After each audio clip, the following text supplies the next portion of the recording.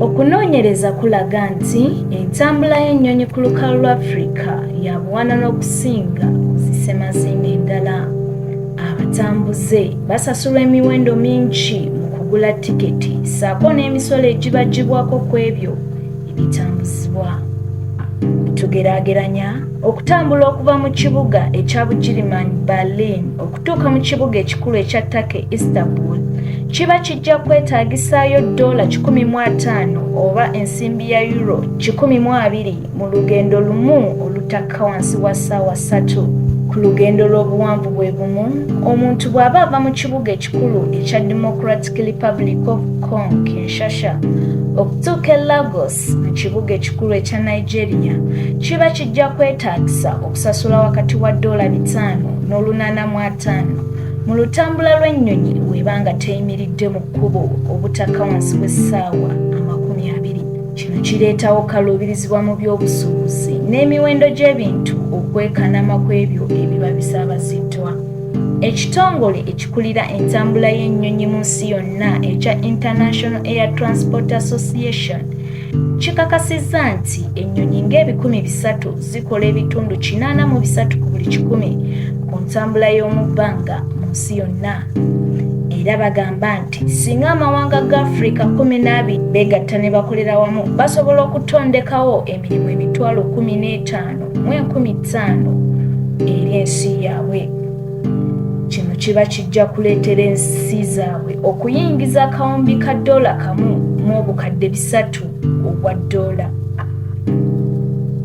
Kamil Al-Adri amyuka omukulembeze wa Afrika n'ensi z'abasiraamu agamba nti entambula y'ennyonyi y'emu ku ebyo ebisobola okuleeta namungi wa ssente mu ggwanga nga tewali n'omu agikuba ku mukono. It's very important and unfortunately untapped. So it's a resource, a business that's not being utilized fully. I keep saying Africa's 18% of the world. It has 18% of the population of the world and only represents 2.1% of the aviation industry. So something is absolutely wrong. Newankubadde ebitundu 18 ku buli 100 bye bibeera ku lukalu lwa Afrika, abantu 2 bokka ku 100 bye basobola okukozesa entambula eno ey'omu bbanga. Adeye yagamba nti abantu ba bulijjo basobola okutambulira mu nnyonyi singa emisolo n'ebbeeyi ya tiketi ziba za muwendo gwe gumu mu nsi yonna gamba nga Europe. Zamendehen agamba nti entambula y'ennyonyi mu Afrika basaanye okwettanira n'okwegomba enkola engeri Europe n'ebitongole byayo gye bitambuzamu entambula y'omu bbanga.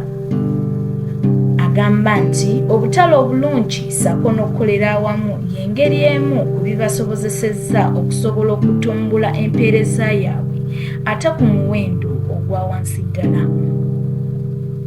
Enkola eriwo kati amawanga ga Afrika geekutuddemu newankubadde nga waliwo ensi 37 eziguddeyo okusobola okukolera awamu ziyite eza Single Africa Air Transport ne African Union Initiative nga zino ennyonyi oba osobola okutambula mu bwengula bw'ensi endala nga tosasudde. Kino kiba kijja kuleetawo ku nkendeeza y'emiwendo gya tiketi n'emisolo egibagibwako. Zemendehe ng'ono y'omu ku bawabuzi ba Ethiopian Airlines agamba nti Ethiopia Airlines ekoze omulimu gw'amaanyi okusobola okwetumbula mu kisaawe eky'ebyennyonyi. Service was a little slow. Just woke up to this beautiful sunrise.